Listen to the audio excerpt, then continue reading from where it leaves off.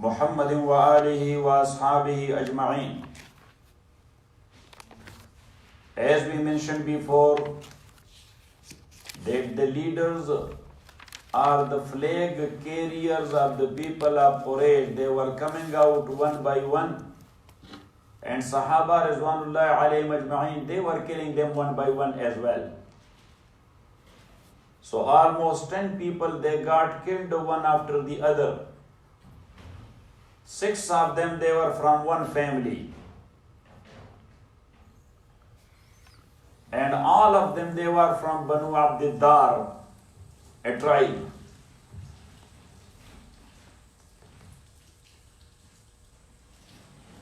And we mentioned last time that Rasulullah sallallahu alaihi wasallam offered one of his sword because in battle of Uhud he was holding 2 swords. So one of his swords he offered to someone who can do with that sword what the sword is deserving for. Prophet ﷺ offered it like this: I want to give this sword of mine to one who does with what it deserves for. So not only the sword of the Prophet deserves for. Got it? Got it? The sword of the Prophet, it does not turn around. Yes, because no any messenger of Allah, even though if he is all alone in the battlefield, he never turned his back. He never turned his back. Why somebody is turning his back? Because of 2 things. Number 1, fear of death, and number 2, he has lot of wealth, he doesn't want to lose it. To die and to leave it behind. Yes, and a messenger of Allah subhanahu wa ta'ala, he does not have neither wealth nor fear of death. He does not have neither wealth. Whatever is coming to a prophet, what he is doing? He is spending it, distributing it to the people. Yes, and fear of death, he is very much eager to have death to meet Allah subhanahu wa ta'ala. So that's why a prophet never ever in the lifelong history, human lifelong history, a prophet never turned around his face. Where? When the situation happened. And that's why in the battle of Uhud, yes, 12 Sahaba or 18 Sahaba, they remained with the Prophet sallallahu alaihi wasallam. All other, they ran out of the field. And Prophet sallallahu alaihi wasallam, he was standing there. Got it? So anyhow, Sayyidina Umar radiallahu ta'ala anhu, he asked for, Ya Rasulullah, me. Prophet sallallahu alaihi wasallam did not say yes or no. Zubair ibn al-Awwam said, Ya Rasulullah, me. He did not say yes or no. But then Abu Dujana, Simak ibn Kharsha, his name is what? Simak ibn Kharsha. So, he came forward and he said, Ya Rasulullah, me, Abu Dujana. Prophet said, have it. Sayyidina Umar and Zubair both said that we were feeling a little bit upset. If we would have got it. Yes. But then, when the battle started and what Abu Dujana did with that sword, what Abu Dujana did with that sword, they say, oh, Abu Dujana did it. Maybe none of us both would have done that as Abu Dujana did it. So Hind bint Utbah, the wife of Abu Sufyan, the chief of the army staff. Who is Abu Sufyan? Chief of the army staff of Makkah. Got it? So you can call her first lady. So the first lady, she was singing to inspire her army to go ahead and to attack. Got it?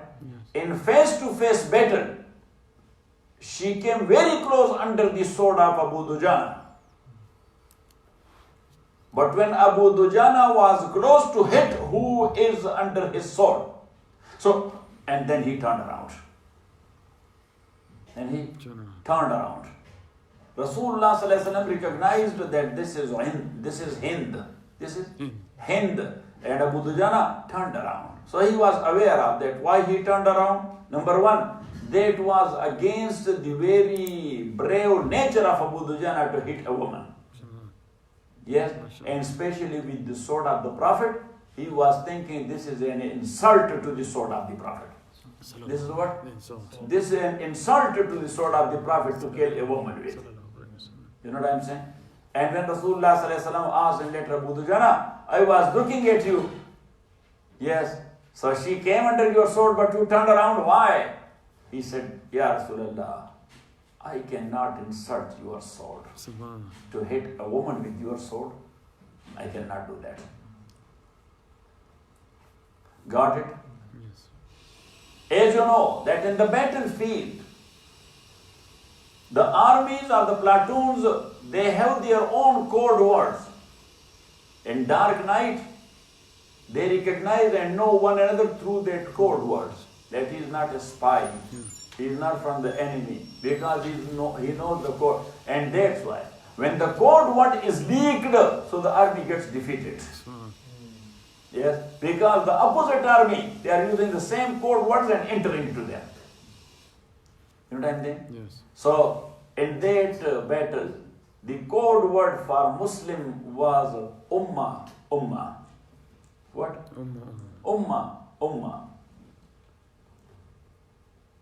And for Kuffar was Ya lal Habal, Ya lal Uzza. Two gods of them. Ya lal Uzza, Ya lal Hubul.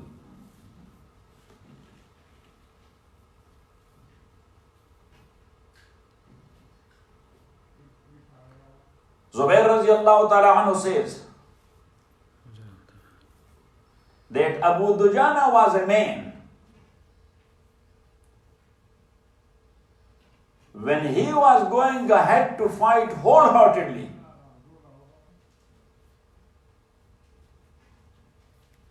he had a red color strip of fabric. So he used to tie his head with. Sometimes he was not tying, so he was fighting normally. He was fighting normally. But the moment from his pocket, he brought out the strip and he tied it. So then all of us, we were aware. Now look. Yes. Now he is in the arena. Because he tied the strip. Yeah. That now only death can make him quiet, otherwise not. So Abu Dujana radiallahu ta'ala an, he tied a strip when he got the sword. Zubair says that I am the first cousin of the Prophet. Rasulullah did not give me the sword. I said that why he did not give it to me? He was thinking of me that I am a little bit weak or what? Yes, I am his cousin. He knows me very well. He knows my blood and my genes. But he gave it to Abu Dujana. But he said when Abu Dujana fought with, so I said that he deserved that. That Prophet knows whom should be given that sword. And he said that Abu Dujana, when he was going ahead and proceeded, so in battle, he used to sing. He used to sing. When you are singing, ya subhanallah, you are strengthening your muscle. You are not feeling any fear. You are not feeling any fear. If you are calm and quiet, yes, so you are concentrating on that. Yes, and you are, yes, like shrinking and shrinking and shrinking. This is human nature. God, so keep yourself busy. Keep yourself busy. God, and especially the married people, they should keep themselves busy with different stuff. Otherwise, they are sitting only with wife and thinking of that only one issue, so they will be shrinking and shrinking and shrinking, and a time will come, they will be that much.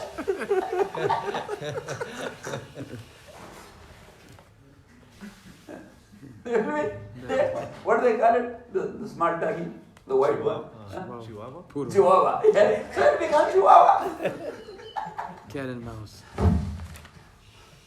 So the thing is not to make yourself Chihuahua, so keep yourself busy in different stuff. Here and there and go there and here and.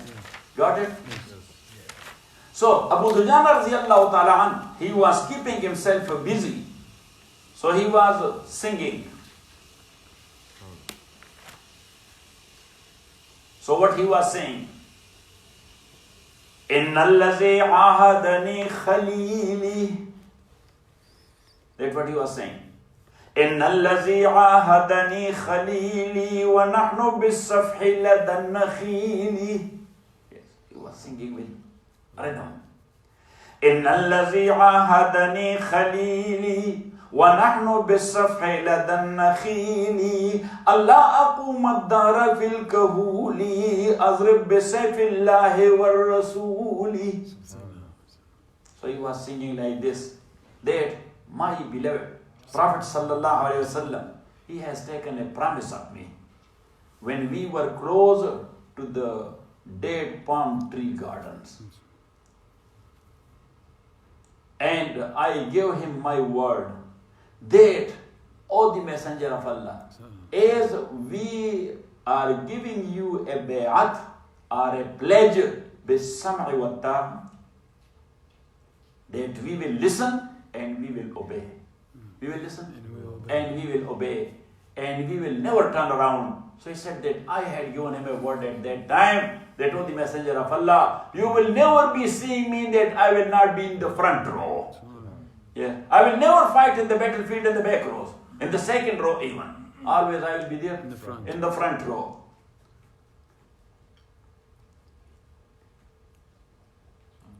Zubair radiallahu ta'ala anhu says that when a mushrik, he was jumping over any one of us, so Abu Dujana used to fly like a bird to him. And whenever any mushrik came in front of Abu Dujana, so we were aware of that this guy is gone. That this guy is gone. Yeah, because this job is done. He faced whom? Abu Dujana radiallahu ta'ala anhu.